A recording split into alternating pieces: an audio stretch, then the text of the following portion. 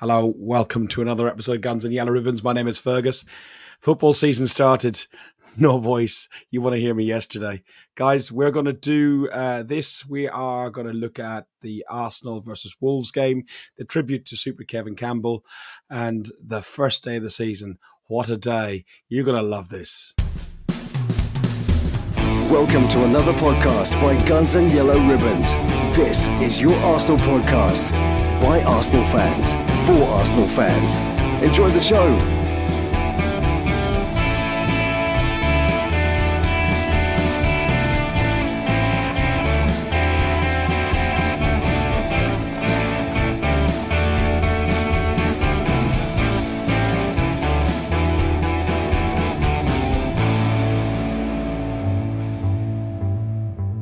Good evening, gentlemen. I say gentlemen very loosely because I know none of us were very gentlemanly at the weekend. We were drunken, and well, actually, Trevor, you were because your good wife was with you. You behaved yourself. You speak for yourself. Yeah, I just, Trevor, why are those glasses so clear? I was expecting dark Ray-Bans on. Yeah, I've sold them all. Everyone in London is going to be wearing those Ray-Bans now. Yeah, Alex ended up getting a batch of Ray-Bans come through to his house, and Oh no, yeah, shush! the rest of the story shall leave it there, eh, Alex? You got back from your weekend trip in London. How was it?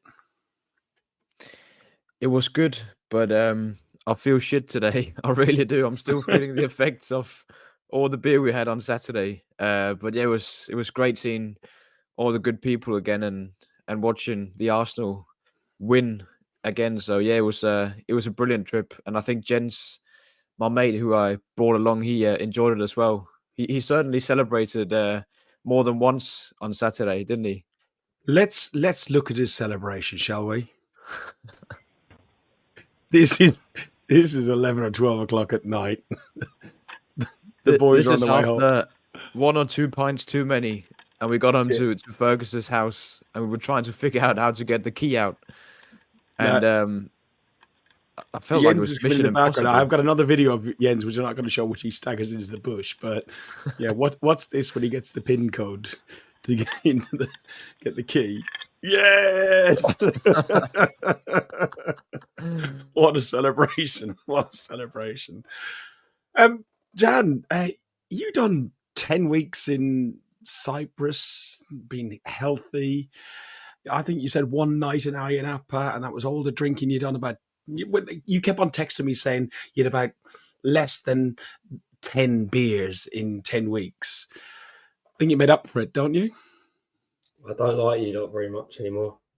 I think Sunday my step counter was about 2 steps, to be honest with you. My step approach still don't feel great, but yeah, my step counter was about 2 on Sunday.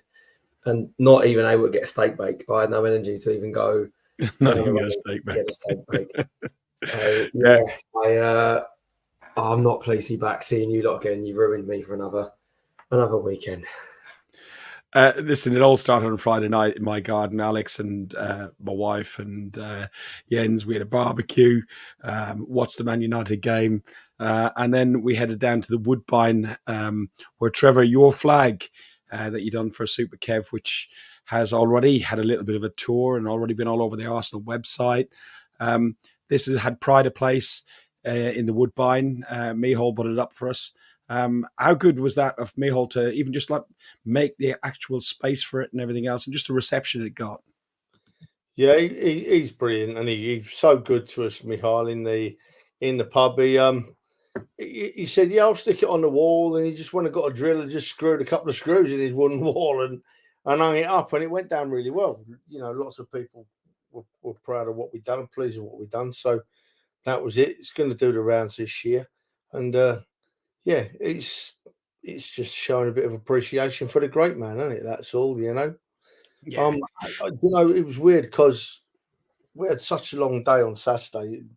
We had to get back to Manchester, Liverpool, Donna and me. And yesterday I drove home. I didn't feel too bad. I thought, well, be all right. Done the long drive home, but today, oh my God, today have I hit the wall. have I ever hit the wall today? But she said, we need to do a bit of shopping. So we went to Tesco's in Cleethorpes, which we don't go to very often. It's about a 45-minute drive away for us. And what is huge Tesco's is a Tesco Extra. I need to get a taxi from one end to the other. I do. If I want to go from the clothing to the beer aisle, I get a taxi. It's that big, this place. But I walked in the door today, not been in for a while, and what's just moved in there in the foyer? Only a Greg's, isn't it, eh? A Greg's? I was over the moon. I said, you go and do the shopping, sweetheart. I'll be in here. And I had 3 steak bakes, a sausage roll, and a cup of coffee.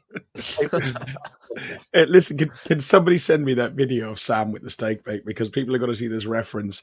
So you'll all have heard of the Gabrielle song that started on the trip back from Burnley, which Dan and some of the boys were.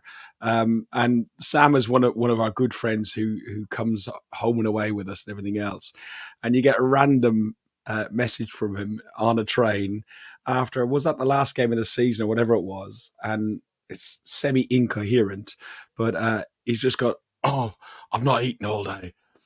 Oh, and he's got a Greg's bag and he's gone, I've got a steak bake. So a steak bake has just become like synonymous with like being absolutely polluted drunk and have a great day at the football. Go on, Trev. I just said it's become the go-to, isn't it? Anyone's hungry, get a steak bake. Get a steak bake. Tell you what, the steak bake would not have sorted me out on Sunday. No, well, 3 of them, and I still might have not moved. The kebab was all right, though. Oh, God. I'm so glad I got a cab home, though, because I tell you what, as soon as you got out of the cab, Alex, I fell asleep. That could have been me on a train. I could have ended up anywhere on that trip. I just fell asleep, and luckily the Uber driver woke me up. Very nice, young gentleman. Hang on, incoming. I have got the steak bake, so you carry on talking. I'll bring this up in a second. To be honest, right, we were all excited about it being the first game of the season. We had to show our respects to the big fella, but then we also had to enjoy the first day of the season, and we didn't disappoint, did we? What a day! I mean, I'd be lovely wife with me, and it's always great when Donna comes with me because she likes a beer, she likes the football, and she likes all the lads and lasses that we meet up with. And we were in the Woodbine at 10 to 11 with a pint on the table in front of us, and it never stopped all day. What a day, eh? And the Arsenal won. We're going to talk about it in a bit, I know, right? But to generalise about all the games I've seen, I've watched all the games back from the Premier League. It was a bit of a dire weekend, wasn't it? There weren't really a good game, was there? There hasn't been a big upset yet, Trevor. There hasn't been a big upset yet. Still one game remaining. Still one game remaining. There's going to be an upset tonight. You mean Tottenham are going to win? Yeah, exactly. Something like that. Yeah, something like that, Trev. Listen, before we carry on and steak bake with a paracetamol in it. Let's talk about steak bakes. I got a steak bake. It's the first thing I've eaten since this morning. It tastes incredible. He's going to kill you, Ferg. Listen, it's not me who sent it through. Somebody else sent it to me. I asked, they delivered. He's a tough kid, Sam. I know. Sam, he'll be bouncing off you. I'll tell you for nothing, mate. Listen, Lyle. You gotta stand in front of me and take the first punch because it was you who said that. He's dropped him in. He not only has he played the video, he's dropped in Lyle and all. He's taken them all down. Oh. No. Yeah, mate. I'm not going down alone. There's no way I'm going down alone. Hang on, Ferg. Gothenburg Gooners, then Trevor as well. They made the trip across to the Woodbine. We'd met them previously in the Gunners, and they came over and they had a really good time. We bumped into Gary Jones. We bumped into quite a lot of people. It was such a good day, as you said. It was just good to catch up with people again. And every 5 minutes, I was giving somebody a hug or shaking their hand and saying, "Oh, it's been such a long time, Trev." Yeah. It was lovely Saturday, wasn't it? Everyone kept coming in and you kept getting up, and you're rekindling all again at you after a few weeks off. Great time in the pub. Absolutely fantastic time in the pub. Beer was flowing freely. Mind you, I can't move on for steak bakes. Fergus, if you eat one more steak bake and try and put that T-shirt on against you, We're in big trouble. Honestly, some of those videos, I tell you, those Arsenal polos, they're quite well enforced, aren't they? I don't know, Ferg, why don't you stand up, mate, and show us your current shirt and see if that's any different? Painted on. As you said, has been ironed on a walk. I like that line. Listen, there's that there. No. Before you move on, shirts. Have we intentionally done this, by the way? This is like the Arsenal kit reveal. See, Billy knows. Look, Yeah. We've got away in third shirt. New home, we've got the away in the third kit, and then Trev in blue, he might be revealing the fourth one that's coming out. I can't be wearing one. Just go back to Bill's comment. Bill, I am not grassing. All I said, can somebody send me through the video? And somebody sent through the video. So I put the video up, and then I realised how big Sam is. So, Bill, you can help me as well. Bill, he's a super grass. He's a super large grass. Germany's Triple XL now these days, I think. Listen, all seriousness though, whilst it was a great day to meet our old good friends and everything else, we were missing one good friend, a friend of the show, a friend of ours, Trevor, a friend of all of us, and a fellow Gooner. We were missing Kevin Campbell, who sadly passed away in June, middle of June, 15th of June this year, only age 54. We took your flag with us, which will go to as many games as humanly possible. Stuart, the photographer, spotted it and took a photograph after the game and put it up on the Arsenal website, so you can see it on there. And we made sure. Sophie asked us a little while back. Not a lot of people knew how ill Kev was at the time, and Sophie asked us to try and get his name sung on the concourse back in about April, May sort of time. We did try, Dan. We did try, but in vain. It just didn't really kick off because it's such a mix of people and they didn't really understand what we knew, type of what was going on, not the whole story.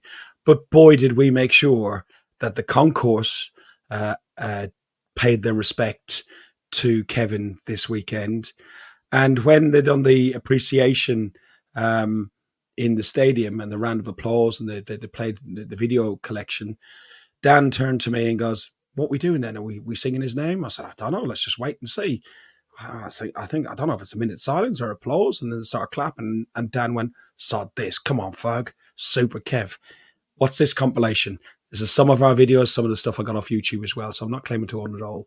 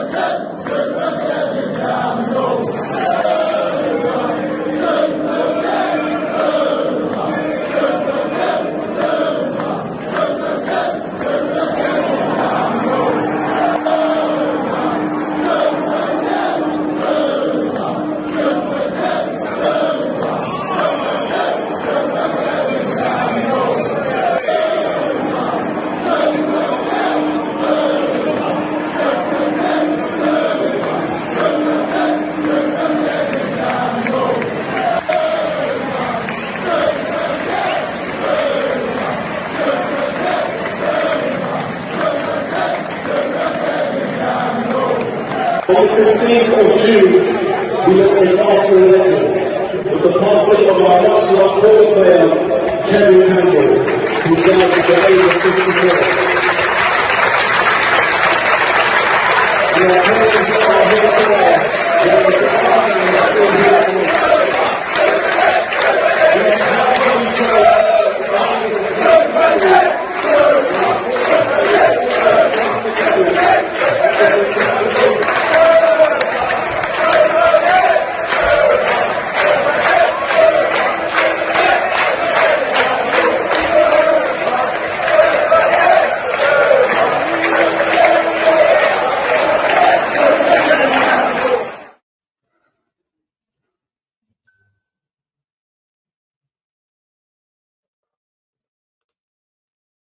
Trev. Look, right. that's Fergus and myself talked about it earlier, right? And that's going to be that's our final tribute to Kevin, because we've got to leave the man alone and let him rest in peace, you know. But I'm lost for words. Every time I see things, I get upset again. And I didn't even really know the man, but he made me like him. He had that knack of making you think you were his best mate. He had a million best mates, Kevin Campbell, because he was that nice to that many people. And that flag's going to do the rounds this season. It's not my flag. It's not Fergus's flag. It's not Alex's flag. Not Dan's flag. It's Kevin's flag, right? We're going to do rounds of it this season, and then you won't never see it again. We'll do something with it. It'll go to his family or it'll go somewhere. But just for this season, we're going to take him with us everywhere we go. Rest in peace, big fella. Rest in peace, eh? Absolutely well said, Trevor. Right.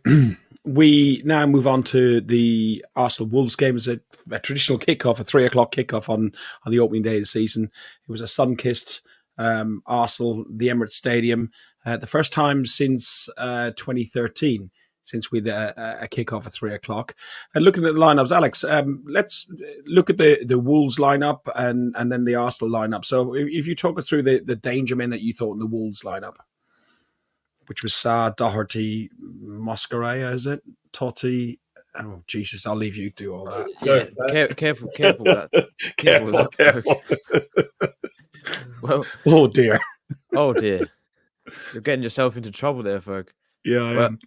We talked about on the preview podcast that they'd lost two of their best players in Kilman and Pedro Neto during the summer. So we know that they lacked some of their firepower from last year, but they still had some good players in Hwang Hee-chan, and then the Norwegian striker they brought in, who's a big fella, Strand Larsen. So they still had some good players there who could cause us some damage. But I think looking at their lineup, I thought we have to win this game. We're so much better than them. They've lost their captain twice in 2 years, Ruben Neves and Kilman. And yeah, I just thought it was up for grabs when I saw the lineups. I think our lineup was pretty much as expected. I think the debate was whether it's... Do you want to park your bicycle there? For anybody on audio, Trevor's just gone up to look for something, and we just seen exactly where you park a bike. Carry on, Alex. Poor Trev. Nothing wrong with a nice arse. We might have to put this on something else than YouTube. We will be talking about that later. Carry on. I have a nice arse. Fergus is a proper arse. Thank you. There we go. Alex, carry on. Yeah, sorry. I think our lineup was pretty much as expected. I think it could have been either Martinelli or Trossard. Arteta went with Martinelli. And then Zinchenko was up for debate as well. Could it be Kivior? Was Timber ready to play? Calafiori probably a bit too early. So I think he took the right decision playing Zinchenko. He's had a long preseason. So yeah, I mean, I was happy looking at the team sheet and thought we're gonna get the job done. Dan, the lineup was Raya in goal. Excellent game. White, Saliba, Gabriel, and Zinchenko. Zinchenko, as you said, which I'll ask you to elaborate on, had a great preseason. Partey, Rice, and Odegaard in midfield. Saka, Martinelli, and Havertz up top. The best lineup we could have offered, really. There was options on the bench with Nwaneri, Trossard, Jesus, and even Calafiori, but we don't really know what to expect from him yet in an Arsenal shirt. But the position that he probably will be attacking, or not attacking, but contending for, is the one that Zinchenko is in. But you made a quote in the WhatsApp groups over the summer saying that Zinchenko has got to start for the Arsenal these days. I think at the start of the season, I think based on his pre-season, I mean, you've got to keep the squad competitive and keep people being able to come in and out of the squad. And if you don't reward people for playing well, then I think we've got a problem. That's the whole idea of having the squad. So Zinchenko, for me, he's had a very, very good pre-season. I think he's looked a lot sharper. He's looked back to his best a little bit. We all know he can get caught out on bits when people were sort of attacking down his flank. But I think for the start of the season, it's his position to lose. That's not me saying I expect him to be there at the end of the season, because I do think during Timber or potentially Calafiori will come in and take that. I think during Timber is probably the best that we've got in that role. And when he's back up to speed, he'll come in. But based on pre-season, I don't think you could warrant Timber or Calafiori starting over him. Same for Kiwior. Tierney seems to be nowhere near the squad. Is he still injured? I'm not sure if he's still injured or not. But yeah, he is. Yeah.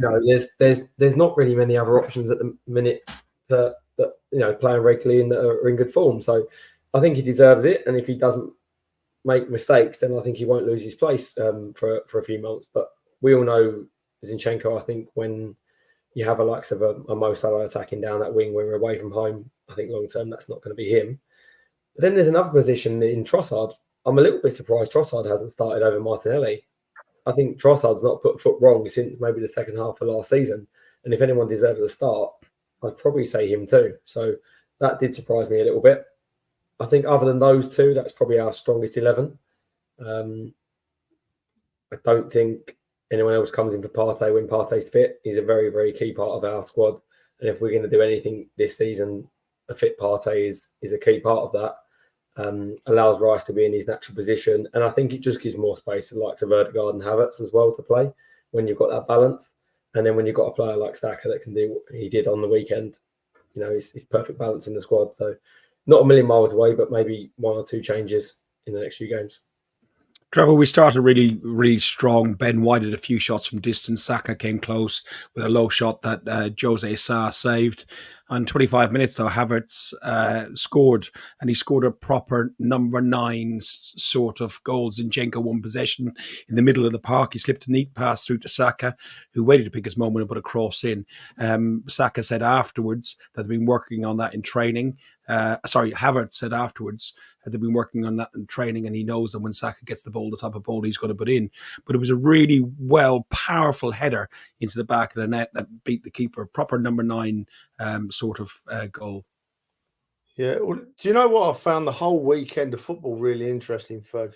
Firstly, staying on the Havertz thing, I think that if Havertz has been being coached and training to play that role like he did and make those runs like he did to score that goal, then my worrying about us not having an out-and-out striker somewhat eases, because that's what I'd expect a big bullocking striker to do.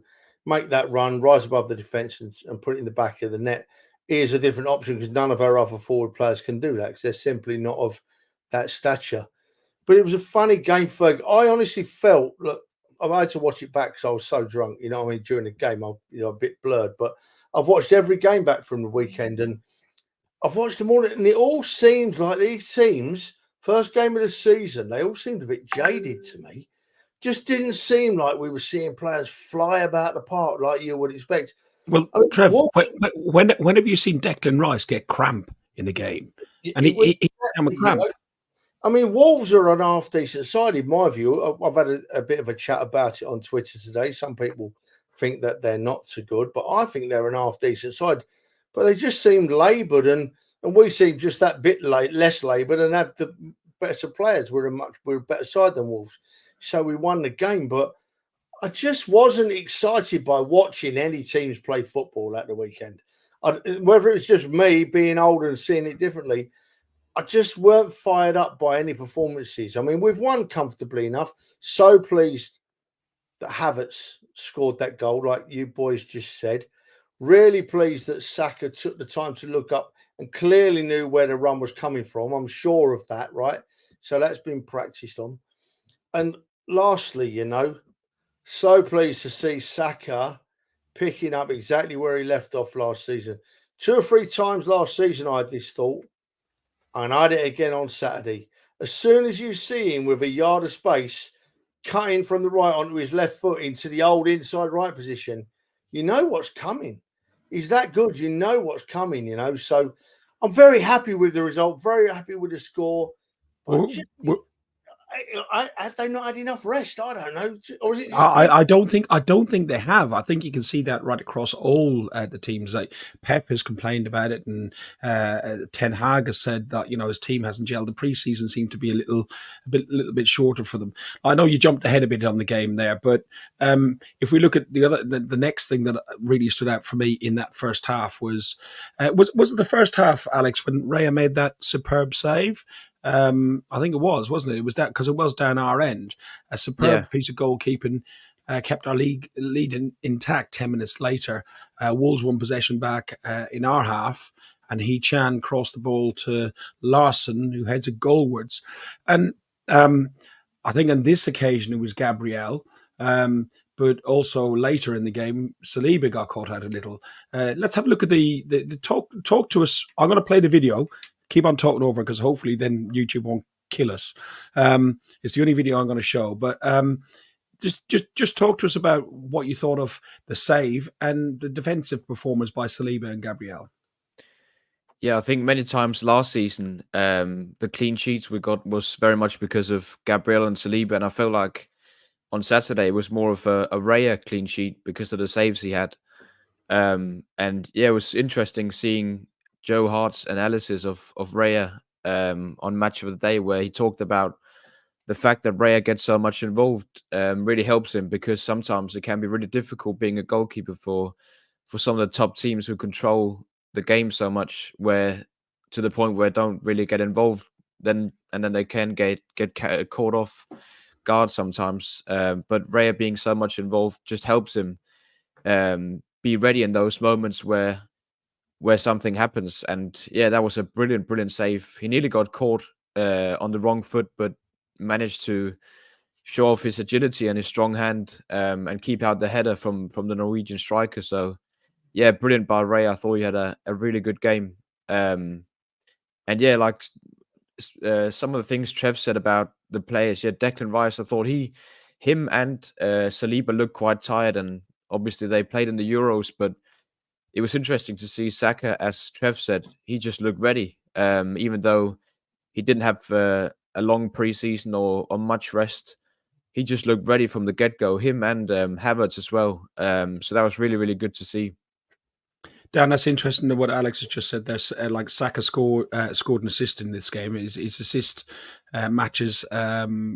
His assist in the first game of the match assessed Fabregas the last time for somebody who scored and assisted in a game was in 2009-10 against Everton, and Havertz's performance as well. How did you see how defensively we were okay in that first half? Offensively, I thought we were really good. I actually thought we should have had more in that first half, and I was a little bit not disappointed, but yes, disappointed. I thought we should have probably pushed on a little bit harder and maybe been 2-0 up. To be honest with you, I think the only thing that matters at this stage is winning, right? And you've seen that across this weekend, where there's only one team that's actually won by a 3-goal margin. The rest of the games have all been pretty close. They all could have swung either way. Even Chelsea and City yesterday, I felt a decent side would punish that City side at that point. City didn't look fantastic, and I think if Chelsea actually were half decent side and not just a bit of a American toy to buy all the players in the world, they would have actually done something to take something from them. So biggest thing is just to win. But I actually think of the top teams, we've put in one of the best performances of the weekend. I mean, Wolves were in that game, definitely were. A tight game like many of the other games.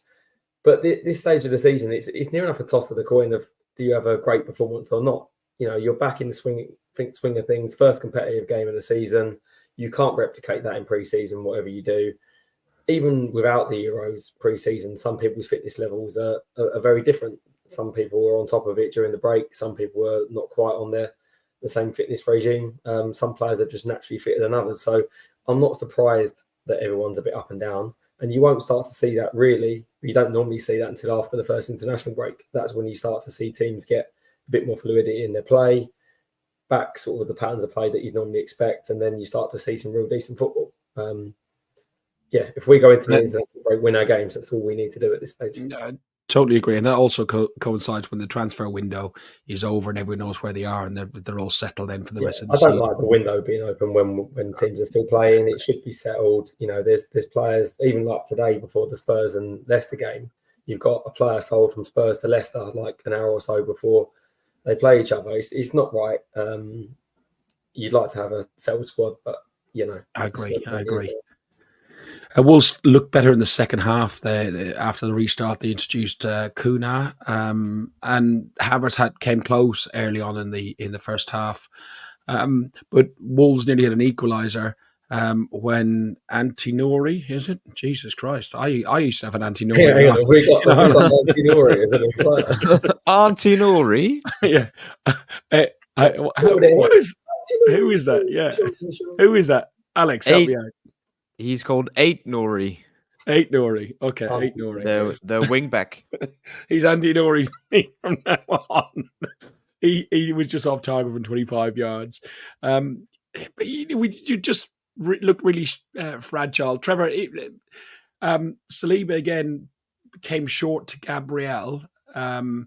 And if it wasn't for Raya, we could have come unstuck, and it could have been 1-1. How would that game have changed? I know we know the outcome, but how do you think, from looking back at it and also on the day, how do you think it would have changed if it went 1-1? I think the way Wolves were at that point, they were on the ascendance. It's the first time I've really seen Gabriel struggle, panic a bit like that with that ball. But the ball he got from Raya to make that happen should never have come from Raya. Raya can see what's going on in front of him. That ball should never have gone to Gabriel in the first place. But I can't move on from Raya until what Alex just said, and I've got a note here that absolutely agrees. Last season, Raya, of course, he made some saves, right? And we were all very happy with him.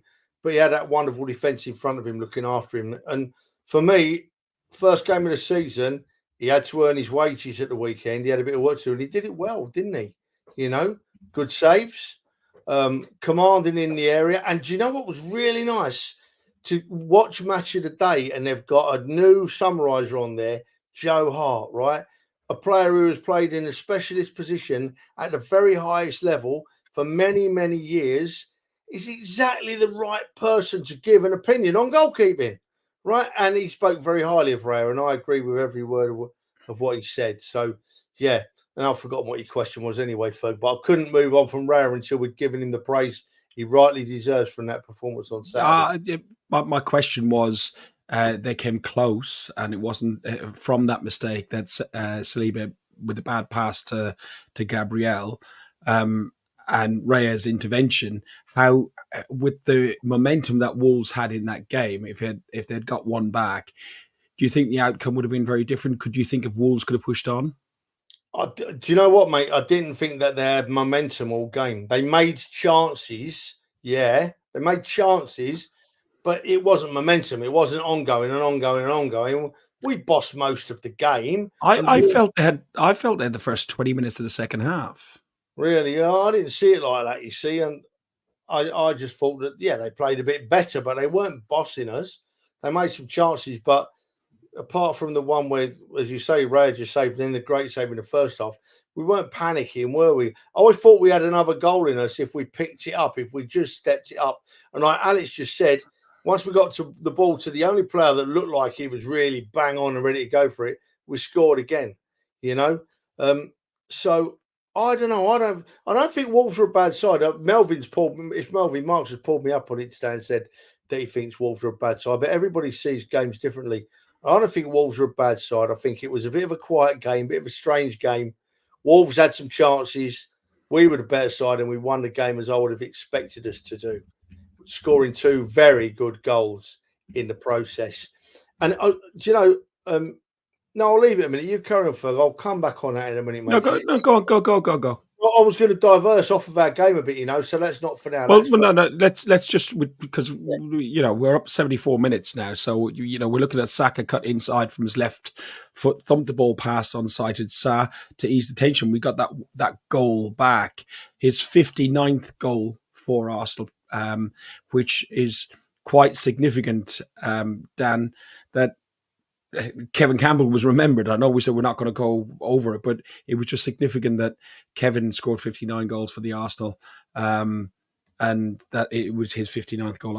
I don't know if that's Premier League or whichever, but no, it wouldn't have been Premier League. 59 goals, yeah.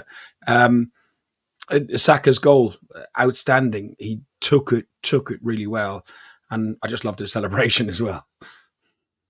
Yeah, but then much like Kevin, Saka's also a great lad. So the reason why Kevin will be remembered is not just his goals to the club, it's just of who he was as a person. And I think Saka's going down that route as well. If I'm totally honest, Saka's the type of lad that everyone seems to warm to and take to, and it's important to have those sort of characters in the squad as well. And I think we've got a lot of players like that bring a lot to our squad. And I think we need to learn that all of these people that are being questioned, signings that we've made, the likes of Raya and Havertz, etc. You look at our team now, and they are, mainstays of that team at the minute. And the likes of Havertz completely changed our transfer strategy because of how well he's played. I've got no doubt that we would have gone out and bought a top striker had he not come into that role. And he's allowed us to spend money in other areas like Calafiori that we're going to bring in, that we've brought in. And then potentially, I think if we get a couple of outs, maybe a winger instead of a striker. He's not only been the plan B, but he's been now our plan A with how he links, and he's good in the air, can hold the ball up. So whoever we bring in and whatever we do in the rest of the transfer window, I think it just shows that we need to trust in the team that's bringing them in. And Alex, Kai Havertz was the one who assisted in that goal. Kai Havertz has scored and assisted in 5 different Premier League games in 2024, the most of an Arsenal player in a single calendar year since Robin van Persie. She said no, by the way, in 2011, who done it 6 times. They're getting a bit of an understanding from that first game. I do hope this is going to carry on, because I also noticed that they tried to double up on Saka, but I think with the runs and the movement that Havertz was making, they couldn't double up on him too much. So it pulled players back in and gave Saka that room to move. What's your thoughts?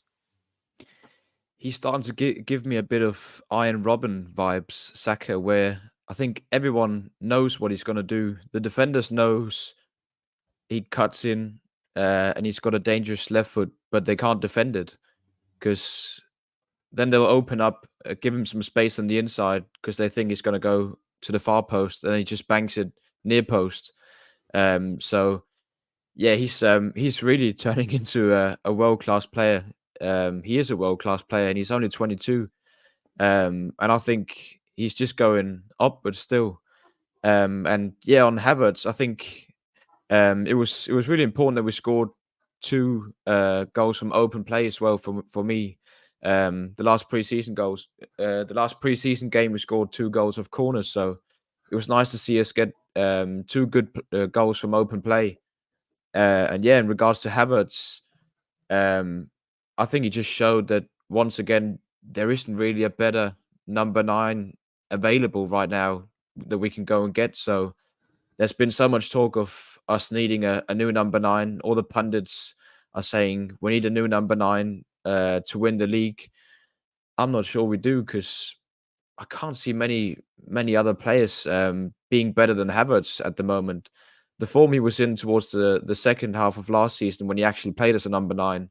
When you look at the stats, I think it was 17 or 18 goal involvements in 15 games. And now he's just had 2 goal involvements in the first game. So he just shows that he is such a good player, and he's the one we can rely on for this season. So that was really important to me. Listen, we've won more points, 52 points, more games, 17 out of 19, scored more goals, 56, than any other side in the Premier League in 2024. Hopefully, this is a sign of the progression that we've been making, and that results in Trevor's prediction of us winning the league this year. All those positives, there were some negatives in this game. And the negatives weren't necessarily by the players, and Melvin rightly said in the second half looked like their legs had gone. I do agree. We've said about Rice, he went down for cramp. I've never seen him do that in his life before, and they all looked shattered by the end of it. And I think that's why Wolves looked a bit tamer in the first half, and then came out and gave their 20 minutes of steam that they had. But the thing that failed for me was VAR. I'm not going to show the video because I just know that YouTube are going to chop us up, but I have got the still of this. It happened in front of us on the North Bank, Dan. And well, all of us were in the North Bank, but in different areas, but it seemed to be right in front of us, Dan. This is when Mosquera looked like he choked or slammed Havertz. There was a tussle, and don't get me wrong, Havertz could easily have had a yellow card or something for tussling, and or a free kick given against him for tussling and rustling with Masquerade. No, is his name Mascara or whatever his name is? Another one. Jesus, I don't want to play Wolves very often, you know. Twice a year is enough for me. We've got Aunt Nori and we've got Mascara now. Yeah, Mascara and that Nori. That'll do. That sorts me out.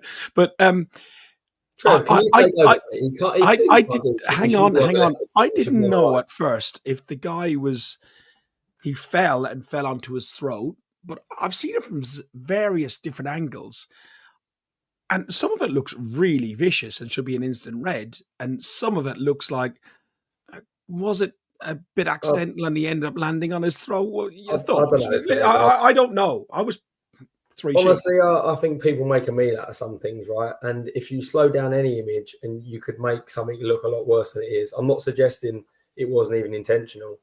I just think at times they want to critique every little thing about VAR. And actually, if it strips back to what we wanted it for in the first place, major things, for example, goal line technology or offsides or that sort of thing, leave it there. The rest of it, if the ref misses it, the ref misses it. It's part of football that we've grown up with, decisions that are made wrong. We don't want VAR intervening at every single thing. I think if it wasn't an Arsenal issue for this game and we was watching a neutral game, I don't think I'd be screaming at that saying it's a red card. I think people make a meal out of it, if I'm totally honest with you. Look, it could have been a red card. I'm not saying it wasn't a red, but I don't think it's a Stonewall red that I'd be screaming at, crying, saying, why wasn't it given? Trev, what did you think on the day, and what did you think after seeing subsequent replays and watching the game back? Well, I sort of 3/4 agree with Dan, which is a bit strange on the first podcast. Jesus. Still He's still hungover, yeah. During the game, it was lost to me, right? It was lost to me. When I've watched it back a few times, as you said, Fergus, from different angles, right? Havertz wrestled him to the ground. And the bloke's got up angry and just put his hand on his throat and said, basically, what do you think you're doing, you know? So that's how I think it was. But what I will say is that players have been sent off for much, much, much, much less than that. Yeah? So we're not going to go down the consistency route again, yeah? But a bloke was sent off yesterday for going, head to head with a bloke whose missus had kissed him harder than that, and the bloke's gone down like a sack of crap, right? And he's got sent off for it. So consistency says if you're sent off for that one, that Southampton one, then that fella, regardless of what's gone on before, has got to go for the hand on the throat of Havertz. But he's reacting to Havertz. So, move on. We've won the game. Put it to bed. I'm not going to linger on referees this year. They're not using VAR anymore. And to be honest, did they use it last season? Because they were crap last season. And they're probably this season. There's been a change in directive. Like when the lad realised he had fallen or whatever on him, he put his hand up to apologise. It seemed to be okay with the players and everything else. There has been a directive, Alex, that it's a higher bar. I think they're trying to use. They're letting the referees manage the game a little bit more. They're talking their ear continuously anyway, so they're telling them what to do, or giving them steers in their ear. So they don't really need to interfere too much and let the game flow. We saw a penalty overturned over the weekend. I think was that against Everton Brighton game. The Calvert-Lewin. Yeah, you don't often see referees changing their minds, but what was your view then of VAR over the weekend? If you were to give it a score out of 10 from what you've seen, what would you say? That's a difficult. Sorry, I just landed that on you right now. Yeah, I think one of those that's been debated the most is the Essay one, isn't it? The free kick he scored, which got ruled out for some hustling and tussling in the box, it had nothing to do with the free kick he scored, really. So I think that's probably the one they got wrong the most. And then the problem was VAR couldn't intervene because the referee had blown his whistle before the ball went into the net. So I think if he hadn't had done that, the goal would probably have stood. And the referee apparently apologized after the game as well. So which is really good to see that the referee has come out. And maybe that is something for the PGMOL and the referees, even among themselves, to come along and say, hang on a second, it didn't go down that bad when we said, I cocked up. I think We're doing it again.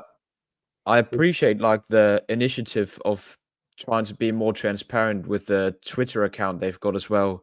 But let's see how it all plays out, because I mean, even though they try to explain their stupidity sometimes, it's just still going to look and sound stupid, isn't it? So we'll wait and see how it plays out throughout the season. But yeah, you never know. It's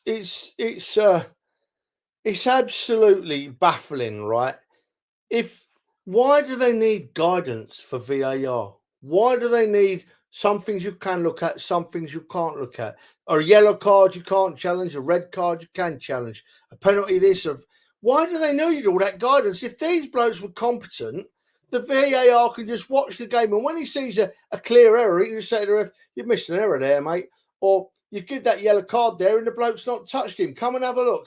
Why do they need the guidance if they've got these are highly paid professionals who control people's lives? They control our lives. Look at us now. We're ranting over. Well, I am anyway, ranting over it. But what if they're competent in any way, shape, or form? They shouldn't need any guidance. They should just be that competent to see a mistake. Hey, ref, there's been a mistake, mate. Have a look at that. No more. That's it. This is what Howard Webbs thinks. Well, the point of VAR is to stop those situations that I used to face when I made a decision on here, got into the dressing room, looked at my phone and thought, oh my goodness, how have I missed that? That shouldn't happen now. The VAR's there as that safety net.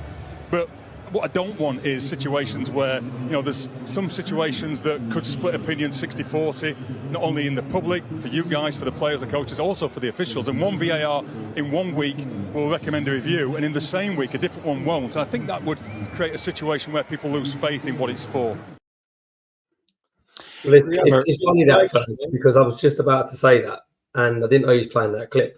But the exact reason why they have to have boundaries and have to have set rules is exactly what we're just discussing now. Trev said earlier about comparing the headbutt, the light touch as a headbutt as a red card, comparing that against Havertz. For me, that's quite clear. Every time, it doesn't matter how soft it is, you look at headbutt, you know he's meant it. There's an intention to do it, and he's an idiot, and he deserves a red card. You can't tell with a Havertz one whether there's an intention or not. One person will say, yes, he absolutely meant to do it on purpose. Someone will say he didn't. And that's the reason why VAR can't intervene on that, because they don't want one VAR to be on there 1 week, one to be on there another week, and have two different decisions for the same event. That's why there's got to be rules on it. Okay, I get that. Go on, Trevor. Go on. Listen, I'm the VAR official. I'm sat there watching it on the telly, right? Taking them two examples, really good examples. When I see that bloke go down because they've touched heads, I'm immediately saying to the ref, that doesn't look like a red card to me. You need to look at that on the screen, because that's just a coming together of heads. Whoever went down was going to get the other one sent off if that's the case, right? Come to the screen, have a look, and you'll see that they both maybe need a yellow. And then the Havertz one with the lad with his throat, I'd have just buzzed the ref up and said, look, you don't know really what's happened there. Havertz has wrestled him to the ground. The bloke's reacted and got him in the throat. Call them over, get them together, give them both a right bollocking and move on. That would be sensible VAR work, wouldn't it, surely? Or is it just me being a senile old bugger not getting it? Trev, do you really not think that's a red card with heads coming together? They didn't come together, though, did they? This what happens. It happens 100 times a night in the street. They just leant on each other. There was no moving of the head forward as in to damage someone. It was just heads coming together. Two angry men.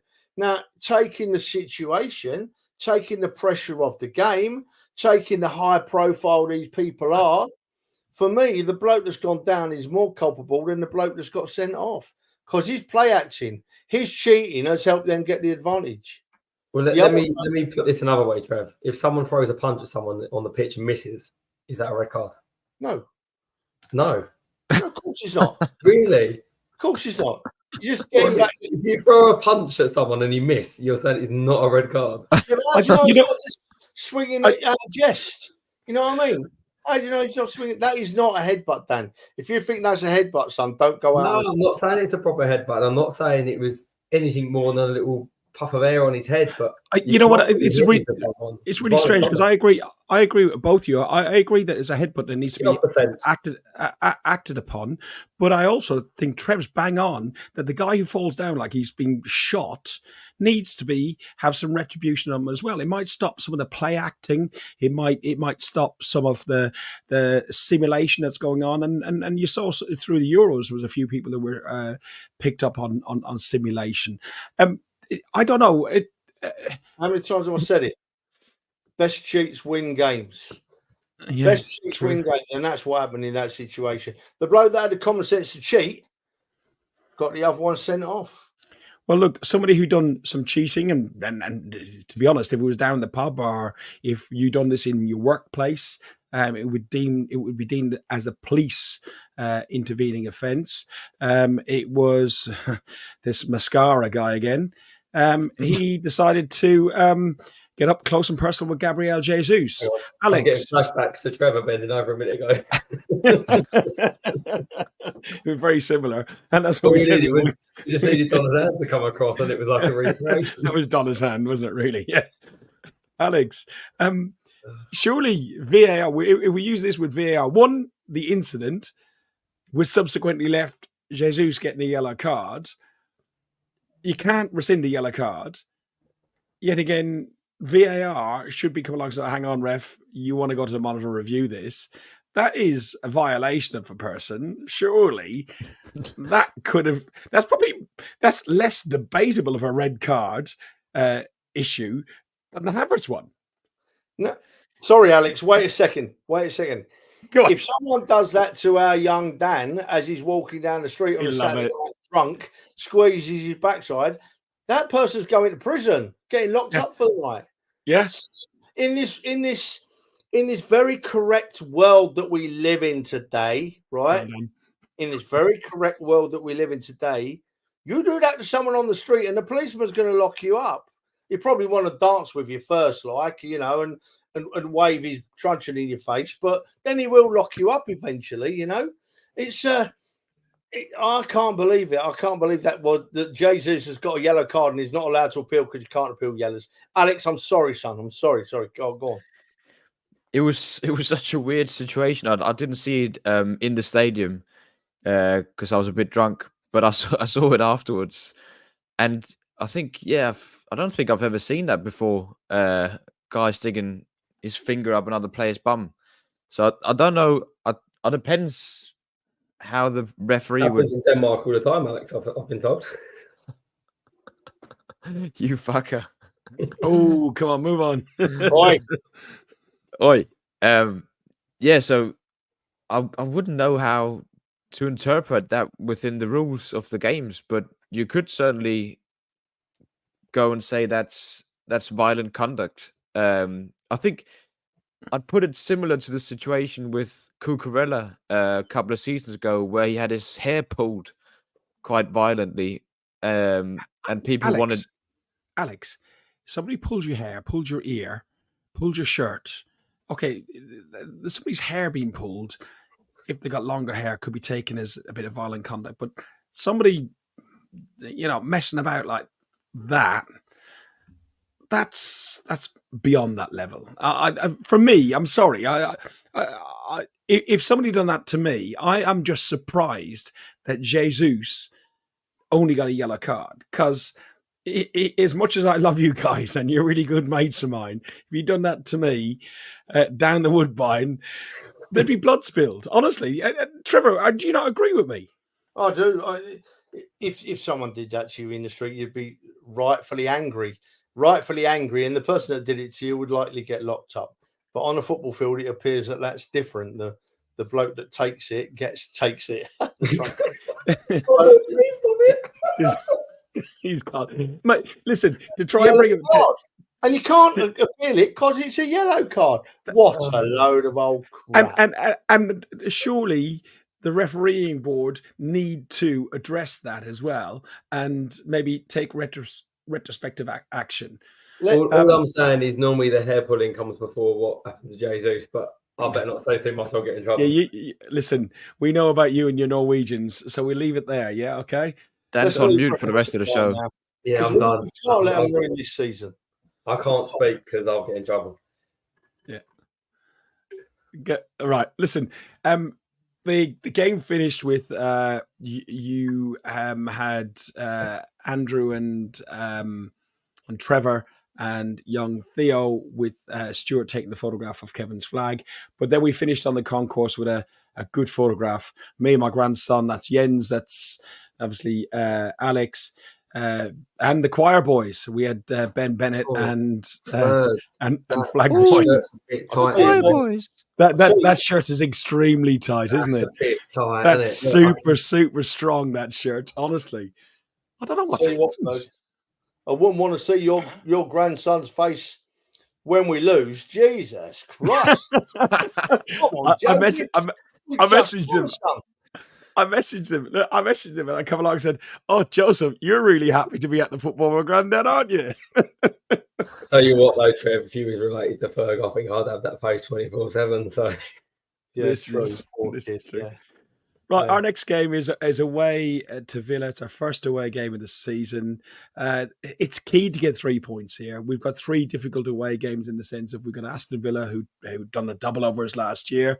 We got Spurs away, which is a Northland derby. Is always going to be difficult. And then we got the reigning champions at the moment, the ones that we push right to the last day of the season, Manchester City. So there's 9 points at risk there. Get, I suppose, 7 points.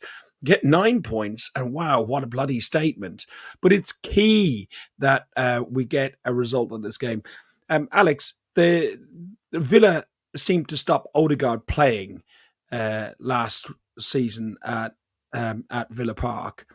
How do we overcome that? Have we changed anything in our formation, in our shape, from how we were last season to overcome what Villa did to us? Because we played well in that game, we just couldn't break them down.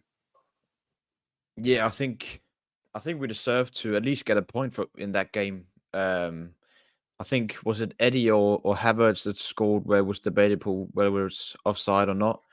I think we definitely deserved to. Yeah, Eddie. I think we definitely deserved to get something out of the game. So it wasn't like we played poor in that game. But I think we've matured since they're a year older now, a season more under the belt, and I feel like we're just in better form than we were at that point last season. We grew as a team last season, throughout the season, and Havertz found his way into the team in his new role as a striker, and I think we're just a better team now than we were at that point last season. So I'm not scared to go to Villa, but it just feels weird having what feels like 3 season-defining games in a row so early on in the season. And I know they're not season-defining, but they're really, really important games. As you said, Villa won or took points off us both games. Spurs away, always difficult game. City away, difficult as well. So, as you said, if we can get 7 points or 9, which would be dreamy stuff, we're really on to have a good season, aren't we?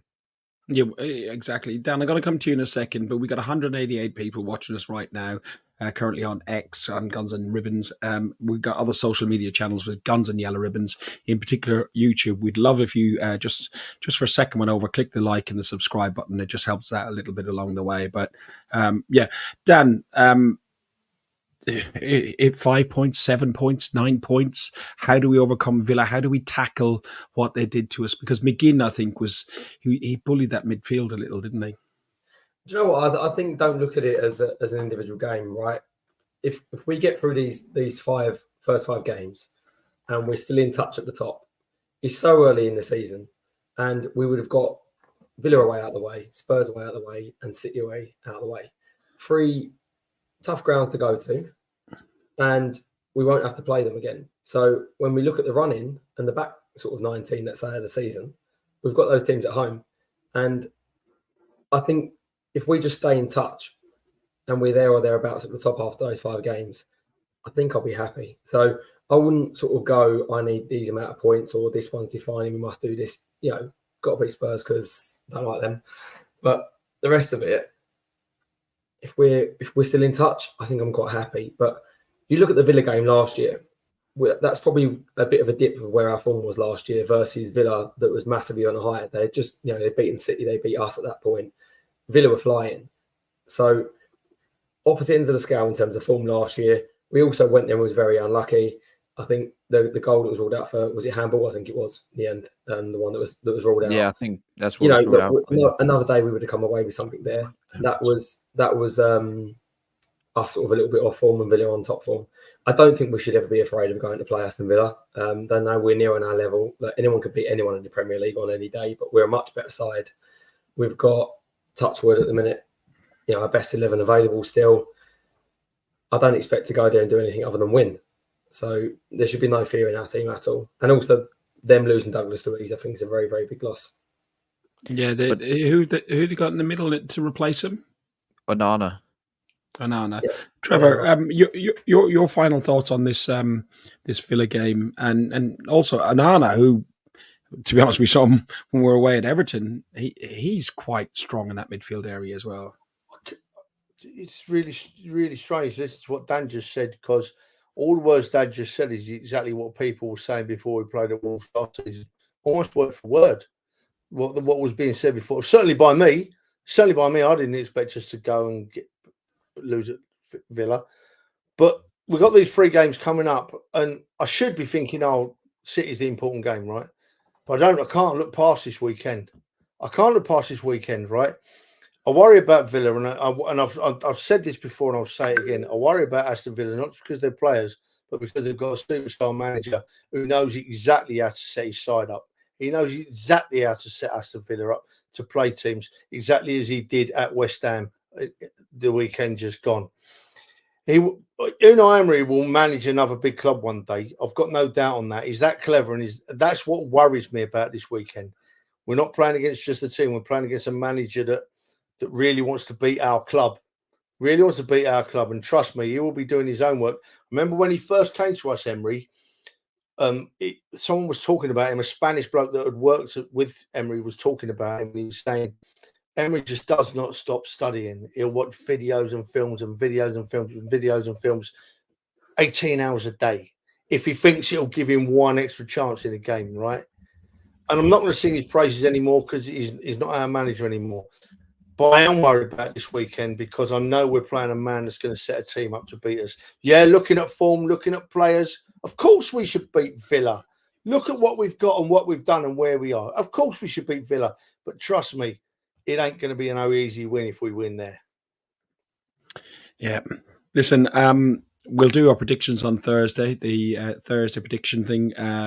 We've got our prediction league with our new graphics that Dan's done. He's kept a surprise at the last slide, he said to me, apparently.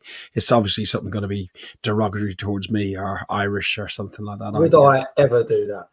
No, you would never do that. Never at all. Never at all. Oh, listen, right? Thursday, just before we go. Thursday every time. Thursday should be a great show, right? Thursday should be an amazing show. I mean, we've got Southampton player dropping like he's been shot, right? We need to talk about that. United was so lucky working their game back. City didn't do nothing special, did they? City didn't do nothing special. Everton, I think they're doomed. I really think they're doomed. Looking at the excuses Dyche was making after the game for why they lost that game, it was embarrassing. Chelsea, they're nearer to being relegation fodder than they are to winning the Premier League. Trust me. Brighton look okay. Liverpool did what they had to do. Ipswich look like they'll struggle. Aston Villa, Emery is a superstar, as I've just said, and he'll manage another big club one day. And West Ham, they look like they could be blowing their bubbles in the Championship next season, mate. We've got loads and loads to talk about on Thursday. And Palace, who I thought would be victorious over Brentford, they looked quite meek and mild as well. Listen, we have North London Forever, but we have a video which we've got from one of the guys up the southeastern Ireland's supporters club, Lee Keown. This is from his seat, and listen to this atmosphere that we had on Saturday.